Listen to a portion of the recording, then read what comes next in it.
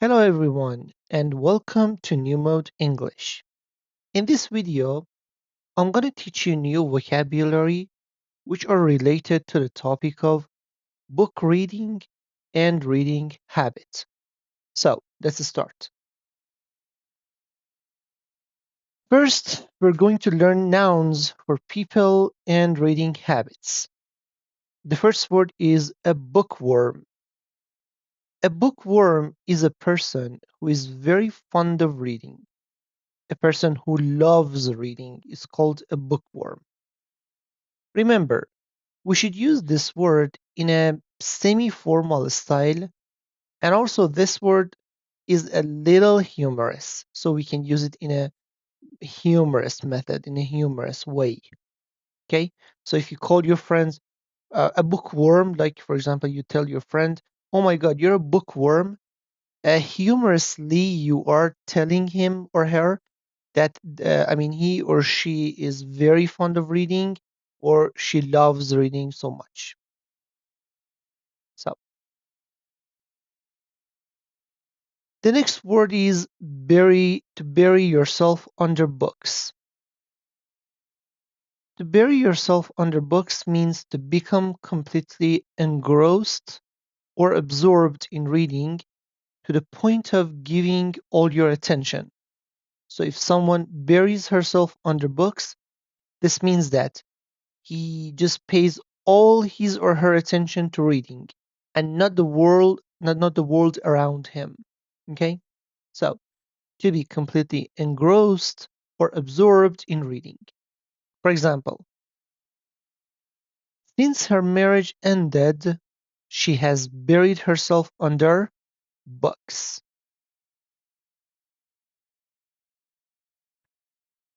The next word is avid reader.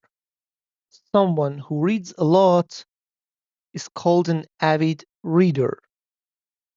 So people who read a lot on and on, they're holding their books in their hands and they're reading and reading and reading. These people are avid readers. By the way, the word avid is an adjective and this means extremely eager or interested in an activity. Okay, not just reading, we can use avid for different activities. For example, an avid football fan, or avid supporter of the arts. He took an avid interest in the project. Okay, so all these words means extremely eager or interested in something, keen on doing something. Okay, next part. A book lover.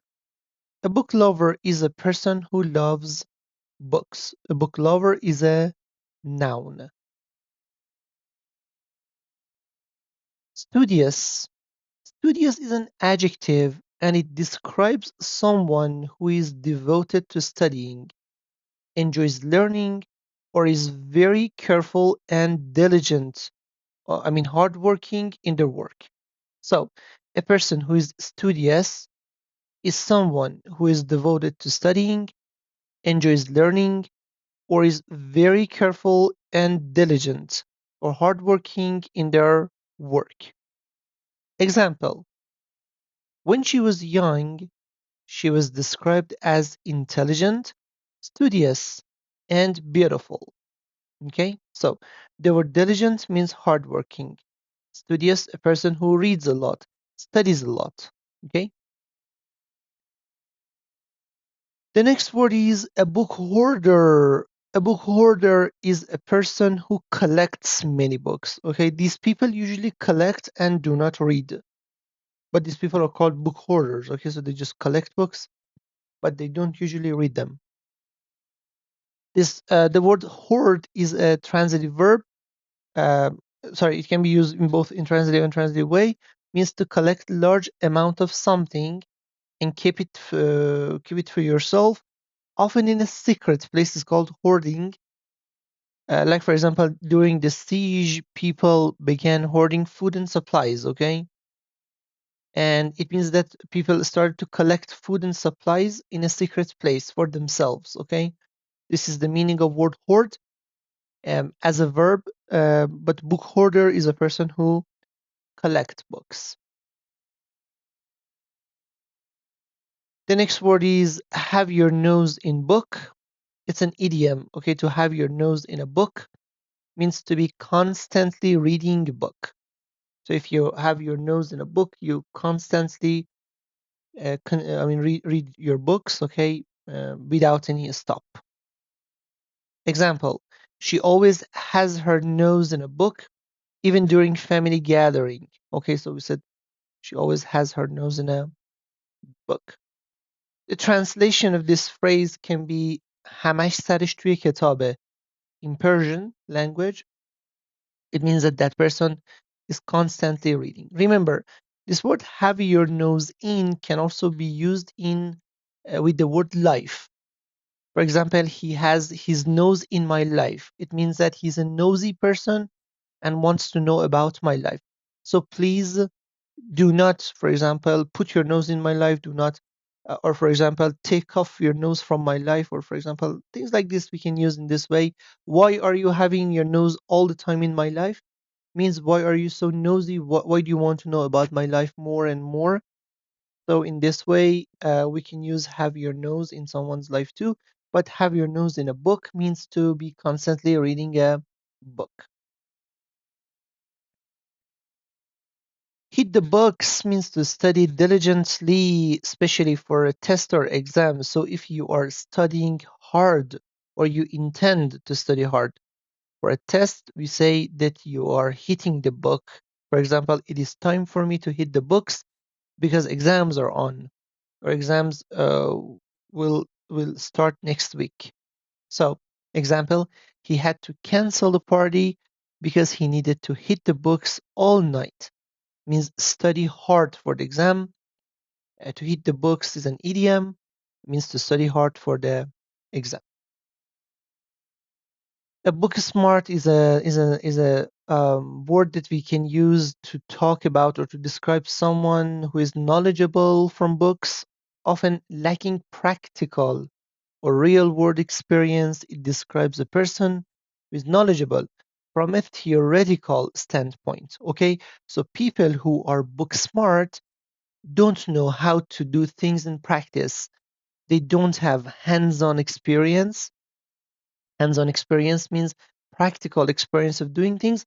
They just know things theoretically. So it is a very useful word for, especially in order to describe those people who just know things in theory but not in practice. And this word can be used in that way. Said he's a book smart. She's a book smart. Okay. So he's a book smart, but he lacks hands-on experience. So he's a book smart, but he lacks hands-on experience or practical experience. Now, let's talk about verbs related to the act of reading. The first verb is skim. Skim means to read something quickly or looking for the main points. Usually, when you skim, you skim a text or you skim a page, you're looking for the main ideas or main points in that text. For example, I only had time to skim through the reports before the meeting. Skim through the report means to find the main ideas in the report, to find the key points or main points in the report. The second word is scan. Scan means to look through a book quickly, usually for detailed information. When we scan, we are looking for details, not main points. For example, I scanned the newspaper article for some new words. Okay, it means that I look through the article quickly to find some specific detailed information in that article, for example, new vocabulary. Click through, another verb that we can use. To look quickly through a book means flick through. Usually when you flick through, you just turn the pages so quickly, okay? It is different from skimming and scanning. Flicking through means just you're looking very quickly on pages and just turning the pages, okay? For example, she was flicking through a copy of Vogue magazine. It means that she was turning the pages, okay? Very quickly, paying little attention to the details. Okay, this is the word flicking through. Okay, let's continue.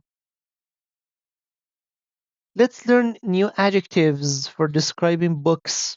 Okay, when you want to describe your favorite books or the books that you even didn't like, you can use these adjectives. For example, a page turner. Page turner is an adjective, a book that is so exciting that you cannot stop reading it. So when a book is so exciting that you cannot stop reading it, we can say that book is a page turner, or I am reading a page turner book. Okay. Compelling, fascinating, and holding your attention. So if a book is compelling, it is fascinating, attractive, it is holding your attention. This story is very compelling. This book is very compelling. This novel is very compelling. By the way, novel is a long storybook. We have short storybooks, not novels, okay? Gripping means exciting and interesting in a way that holds your attention. So if a book is gripping, if a story is gripping, even we can use it for a movie. If a movie is gripping, it is exciting and interesting in a way that holds your attention. Unputdownable means so exciting that you cannot stop reading. It means that I cannot put the book down or stop reading because it is so exciting for me. It is a very strange adjective, as you can see, unputdownable, but it is an adjective that we can use in English language, and it means that you cannot stop reading that one book because it is so exciting. Well written, a book with a high quality style of writing is called well written, a book with a high quality style of writing.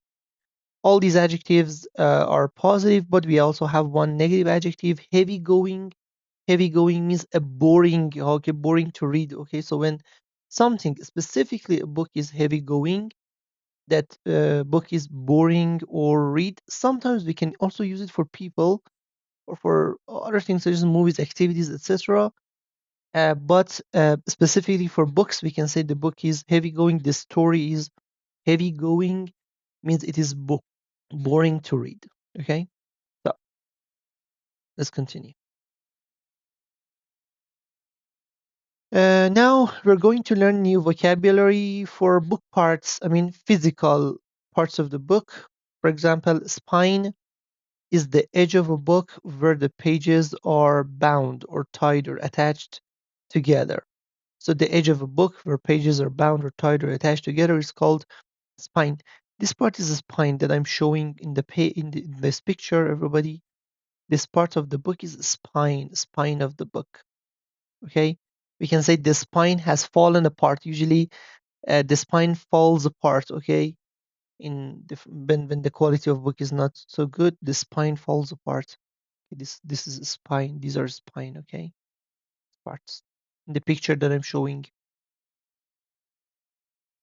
Dust jacket, a removable paper cover for a hardcover book. We call it dust jacket. Not every book has a dust jacket, but some high quality book usually have, I mean, a dust jacket, and it is a removable paper cover. For the hardcover book, you can see it in the picture. This is dust jacket that I am showing you. Dust jacket, a dust jacket. The next word is hardback. A book with stiff, rigid cover is called hardback. This book, for example, is hardback in the picture. It has a stiff or rigid cover.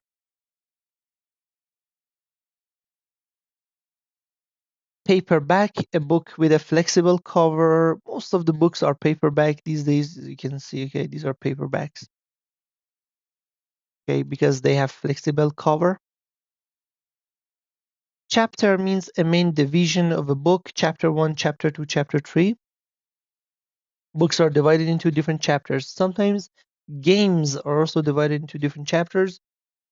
And I think some movies are also divided into different chapters as well. Table of contents, a list of chapters or other sections at the beginning of a book.